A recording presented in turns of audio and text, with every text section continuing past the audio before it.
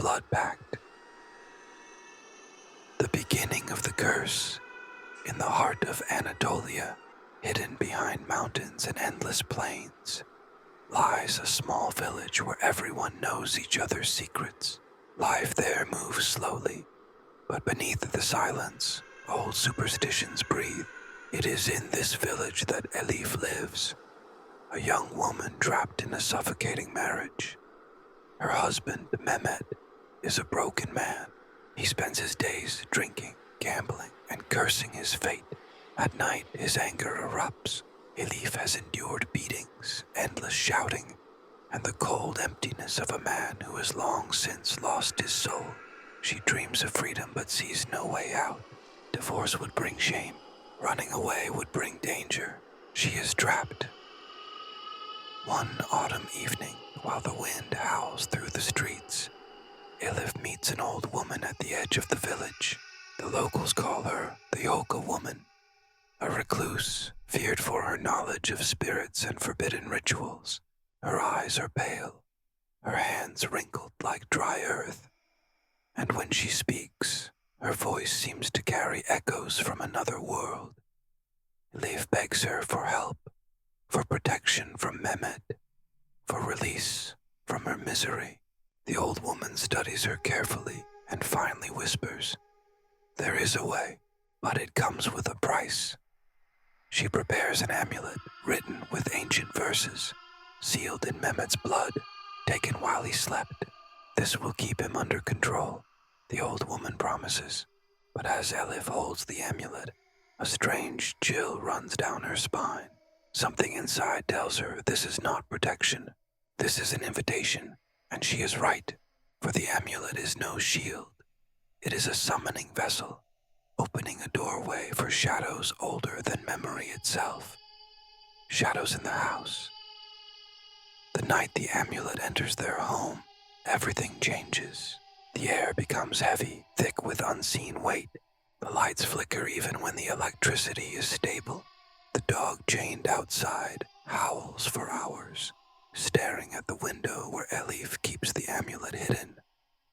Strange things begin to happen. Doors slam as though struck by invisible hands. Whispers drift from the empty children's room upstairs. Soft voices repeating Elif's name. At times, she catches movement in the mirror. Dark figures standing just behind her shoulder, vanishing when she turns. Mehmet too begins to change. His temper worsens, his sleep restless. He thrashes in bed, muttering in tongues no one understands. Sometimes he wakes with bruises and scratches across his chest, swearing he was attacked in his dreams. His eyes grow darker, his face hollow.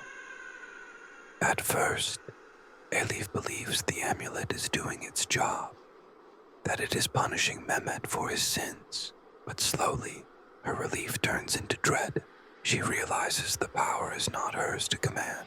It is not protecting her, it is consuming them. The depth of the curse. Soon, the curse spreads beyond their home. Elif's young nephew falls gravely ill, doctors baffled by his sudden weakness. At night, Mehmet wanders the halls, speaking in a deep, guttural voice that is not his own. Once, Elif finds him standing in the kitchen at 3 a.m., staring into the dark corner, whispering, take her now." The neighbors begin to gossip.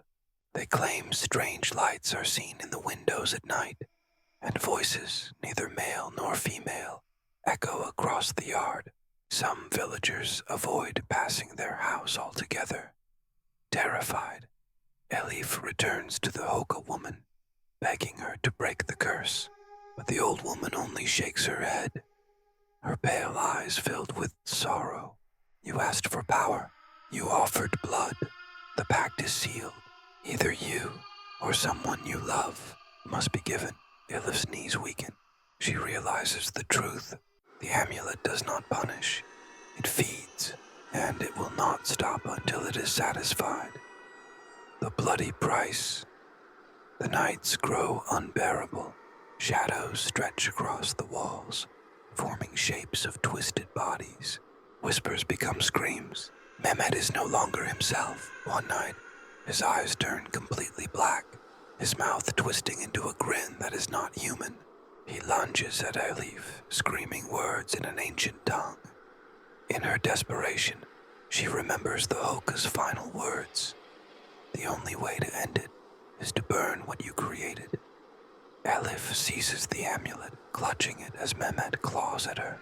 She stumbles into the fireplace and throws the cursed object into the flames. The reaction is immediate.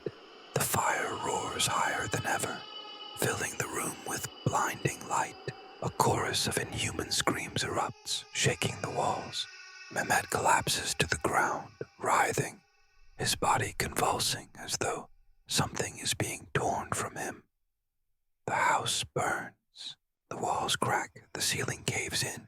Elif's final screams echo with the spirits as the flames consume everything.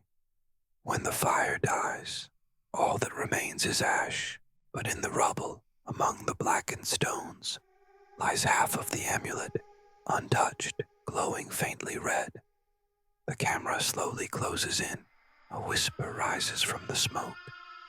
It is not over. Fade to black.